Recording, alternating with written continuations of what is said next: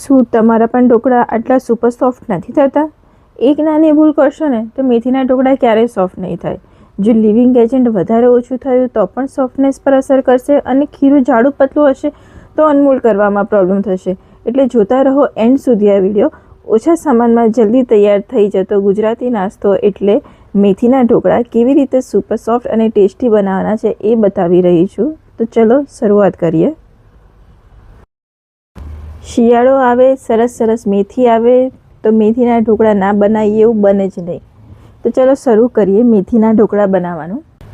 મેં અહીંયા એક વાડકી પીળા ઢોકળાનો લોટ લીધો છે, જે ઘંટીએ ઇઝીલી અવેલેબલ હોય છે. એ તૈયાર લોટ મેં લીધેલો છે. આ લોટને આપણે 6 થી 7 કલાક માટે છાશમાં પલાળવાનો છે. પલાળવાની પ્રોસેસ શું છે? એક વાડકી લોટ લીધો છે અને 2 વાડકી છાશ લીધી છે. ખાટી છાશ લેવી વધારે સારી.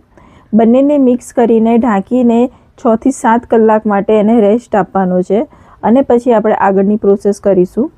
મેં પહેલેથી ખીરું પલાળીને રાખ્યું છે, એ લઈ લઈશું. ખીરું મેં બનાવીને રાખ્યું છે. 7 કલાકનો મેં એને રેસ્ટ આપ્યો હતો. એને હવે એક વખત પ્રોપર મિક્સ કરી લઈશું. તમે જોઈ શકો છો 7 કલાક રેસ્ટ આપ્યા પછી ખીરું કંઈક આવું દેખાય છે. પીળા ઢોકળાના લોટમાંથી જ્યારે આપણે ઢોકળા બનાવીએ છીએ ત્યારે એના ઢોકળા ખૂબ સરસ બને છે.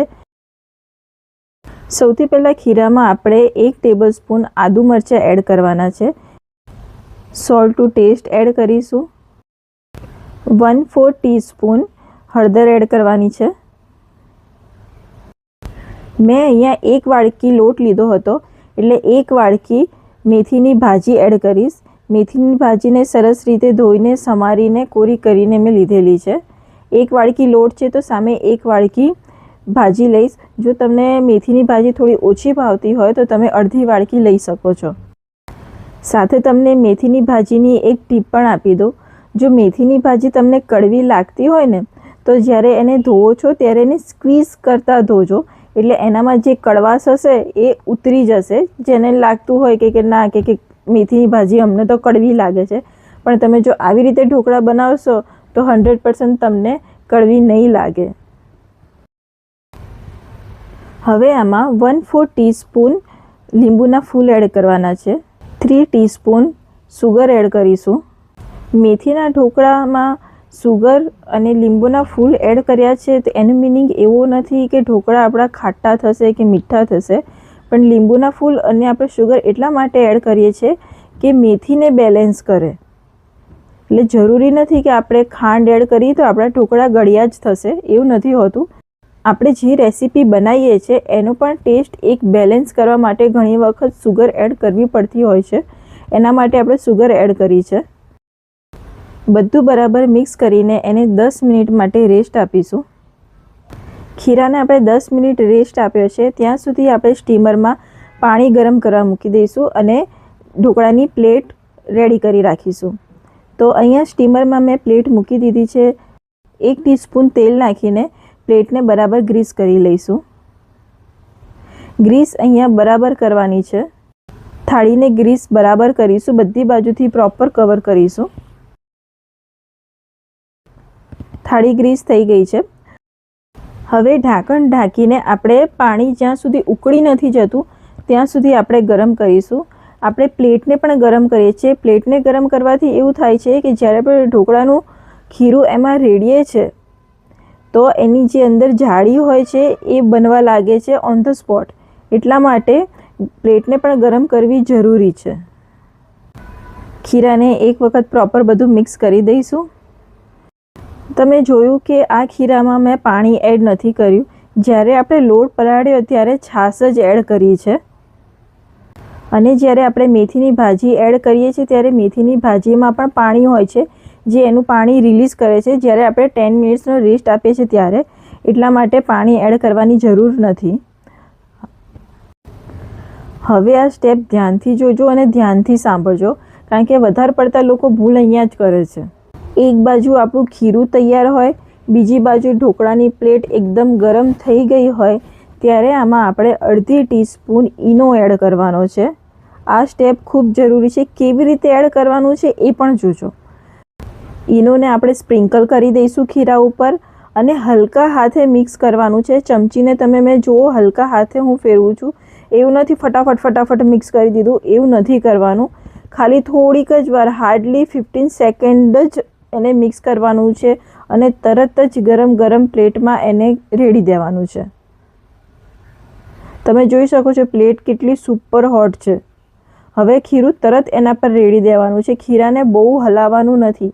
જો તમે ખીરાને વધારે હલાવશો, જે ઈનાના કારણે જે આથો આવે છે એ તૂટી જશે. એમાં જે બબલ્સ ક્રિએટ થતા હોય છે એ બબલ્સ તૂટી જતા હોય છે જો આપણે ઓવર મિક્સ કરીએ તો. એટલા માટે ઓવર મિક્સ નથી કરવાનું. ઈનો નાખ્યો, થોડું હલાવ્યું એટલે 10 સેકન્ડ બહુ થઈ ગઈ અને તરત જ એને ગરમ પ્લેટમાં રેડી દેવાનું છે. ઉપરથી થોડા આપણે તલ ભભરાઈશું અને ઢાંકણ ઢાંકીને 15 મિનિટ માટે સ્ટીમ કરીશું.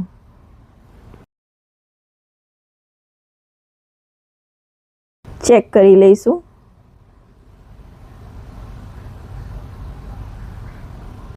ચેક કરવા માટે એક નાઈફને આપણે ઢોકળાની અંદર ઇન્સર્ટ કરીશું અને જો નાઈફ એકદમ ક્લીન નીકળે ધેટ મીન્સ આપણા ઢોકળા થઈ ગયા છે. જો નાઈફ થોડું ચીકાશ પડતું કે એમાં ખીરું ચોંટે તો તમે 2-3 મિનિટ વધારે એને કૂક કરી શકો છો, પણ 15 મિનિટમાં ઢોકળા કૂક થઈ જ જતા હોય છે. હવે આ ઢોકળાની પ્લેટ મેં બહાર કાઢી દીધી છે. હવે આને ઠંડી થવા દેવાની છે, ટોટલી ઠંડી થવા દેવાની છે. 15 મિનિટ જેવી એને ઠંડી થવા દઈશું, પછી આપણે એને કટિંગ કરીશું. ઢોકળાની પ્લેટ ઠંડી થઈ ગઈ છે તો આપણે ઢોકળાને કટ કરી દઈશું. સૌથી પહેલાં સાઈડમાંથી અનમોલ્ડ કરીશું.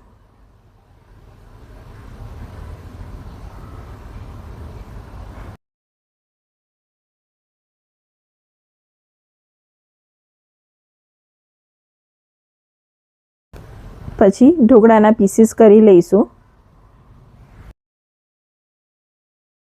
અને ઢોકળાને અનમોલ્ડ કરતા જઈશું. તો તમે જુઓ છો ઇઝીલી નીકળી જાય છે. કેમ ઇઝીલી નીકળે છે? કારણ કે આપણે થાળીને ગ્રીસિંગ બરોબર કર્યું હતું. જુઓ છે ને એકદમ સોફ્ટ. હવે આ ઢોકળાને આપણે વઘારવાના છે, તો વઘારવાની પ્રોસેસ આપણે શરૂ કરીશું. સૌથી પહેલાં ઢોકળાને હું એક બાઉલમાં લઈ લઈશ. આપણે વઘાર આના પર રેડવાનો છે. વઘાર કરવા માટે મેં અહીંયા એક તપેલીમાં 4 ટેબલસ્પૂન સિંગ તેલ લીધેલું છે. ઢોકળામાં ઓલવેઝ સિંગ તેલ જ યુઝ કરવું તો એનો ટેસ્ટ વધારે સારો આવશે. તેલ બરોબર ગરમ થાય પછી એમાં 1 ટીસ્પૂન રાઈ એડ કરવાની છે. રાઈ તતડી જાય પછી એમાં 1/4 ટીસ્પૂન સફેદ તલ એડ કરવાના છે.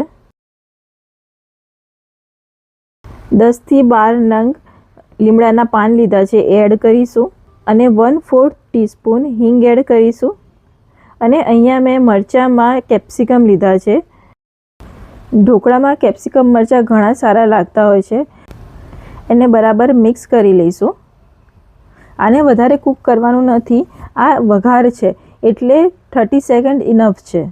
બધું મિક્સ કરી દઈએ એટલે આપણો વઘાર રેડી. હવે આ વઘારને આપણે ઢોકળા પર રેડવાનો છે, તો ઢોકળા પર રેડીશું. હવે બધું બરાબર મિક્સ કરી લઈશું. મિક્સ કરવા માટે અહીંયા ચમચી કે કશાની જરૂર નથી. બાઉલને તમારે આવી રીતે ઉછાળીને જ મિક્સ કરવાનું છે.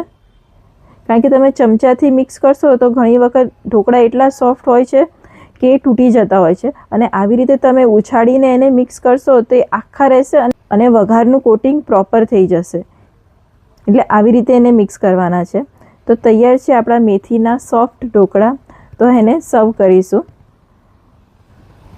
તો તૈયાર છે ઓછા સામાનમાં જલ્દી તૈયાર થતો હેલ્ધી નાસ્તો, આપણો ગુજરાતી મેથીના ઢોકળા. જો તમને આ વિડીયો ગમ્યો હોય તો લાઈક કરો, શેર કરો અને સબસ્ક્રાઈબ કરજો. અને હા, તમારા મનમાં કોઈ પ્રશ્ન હોય તો તમે મને કોમેન્ટમાં પૂછી શકો છો. ધન્યવાદ.